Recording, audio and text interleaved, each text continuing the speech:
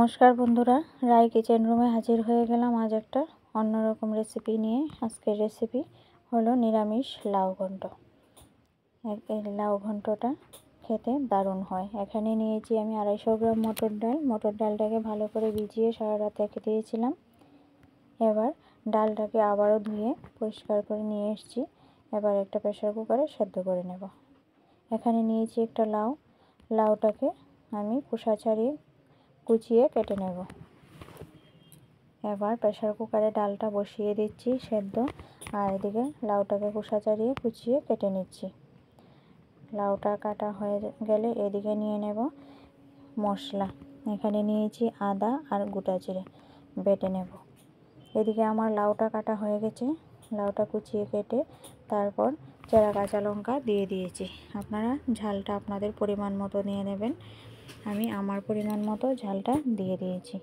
এখানে ডালটা আমার সেদ্ধ হয়ে গেছে। ডালটা এবার দিয়ে দেব কড়াতে। ডালটা ঢেলে তারপর ডালের উপর দিয়ে দিচ্ছি কুচিয়ে রাখা লাউ আর চেরা কাঁচা লঙ্কা। এবার সব কটা লাউ কড়াতে ঢেলে দিলাম। এবার লাউটাকে ভালো করে ঢাকা দিয়ে সেদ্ধ করে নেব। আমি লাউটাকে সেদ্ধ বসিয়ে দিলাম। এবার লাউটাকে ঢাকা দিয়ে সেদ্ধ করে নিয়েছি। আমার লাউটা সেদ্ধ হয়ে গেছে, এবার নামিয়ে নিয়েছি। এবার এদিকে উনুনে বসিয়ে দিয়েছি একটা কড়াতে দিয়ে দিয়েছি সর্ষের তেল, আর ফোড়নে দিয়ে দিলাম 3টে শুকনো লঙ্কা, একটা এলাচ, অল্প দারচিনি দিয়ে এবার ভেজে নিয়েছি। এবার দিয়ে দিয়েছি 2টো তেজপাতা, দিয়ে দিলাম গোটা জিরে, আর দিয়ে দেব 5 ফোড়ন।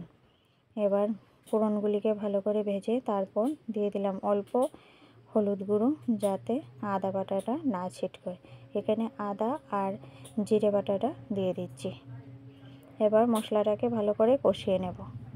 এই যে মশলাটাকে ভালো করে কষিয়ে নিচ্ছি। মশলাটা ভালো করে কষানো হয়ে গেলে দিয়ে দিচ্ছি হলুদ গুঁড়ো পরিমাণ মতো। এবার দিয়ে দেব লাউ সেদ্ধটা। এদিকে সেদ্ধ করে লাউটা দিয়ে দিলাম। এবার ভালো করে নেড়ে চেড়ে মিশিয়ে নেব মশলাটাকে। এই যে ভালো করে নেড়ে চেড়ে মশলাটাকে মিশিয়ে নিয়েছি। এ পর্যায়ে দিয়ে দেব পরিমাণ মতো নুন দিয়ে দিলাম। এবার দিয়ে দিয়েছি হালকা অল্প চিনি স্বাদের ব্যালেন্সের জন্যে, আর দিয়ে দেব অল্প ঘি। এবার ভালো করে ফুটিয়ে নেব। ভালো করে ফুটে উঠেছে, এবার ঘিটা দিয়ে দিচ্ছি। ঘিটা দিয়ে ভালো করে নেড়ে চেড়ে এবার আমার রেসিপিটা পুরোপুরি রেডি হয়ে গেছে। আমি নামিয়ে নেব। এই যে ঢেলে নিচ্ছি। এখানেই তৈরি হয়ে গেল আমার মটর ডাল দিয়ে দারুণ স্বাদের লাউয়ের নিরামিষ ঘন্ট। এভাবে রান্না করে খেয়ে দেখবেন, দারুণ লাগে। ধন্যবাদ পুরো ভিডিওটা দেখার জন্য।